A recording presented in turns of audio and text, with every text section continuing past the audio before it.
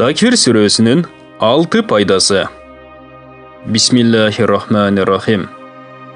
Биринчisi, kimdir biri үйінің сыйқыр қылынғанына күмән қылса, Таквир сүресін ақырына чейін оқыса, Алла Таала сыйқыр қылынып қылынбағанны көрсетеді. Екіншisi, өзінің сыйқыр қылынғанына күмән болса, ушул сүрені ақырына чейін оқыса, сыйқырдың күчі кетеді. Бұл сүре оқылғанда Алла Тааладан ар қандай нәрседе жардам сұрау керек. Үчүнчүсү, дүйнө жана акыретте ийгиликке жетүү үчүн бул сүрөнү тез окуп туруу керек.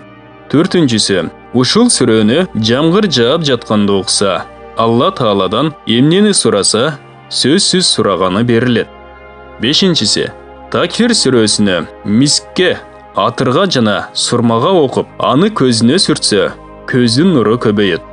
Алтынчысы, бұл сүрені ким оқып жүрүүгө адаттанса, Аллах жараткан бардык мақлуктардын көзүнө айбаттуу, сүрдүү көрүнөт жана ар бир жерде сөзү, насыяты өтүмдүү болот.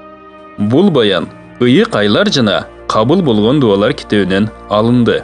Урматтуу мусулман бир туугандар, биздин Иqro Media каналыбызга катталыңыздар.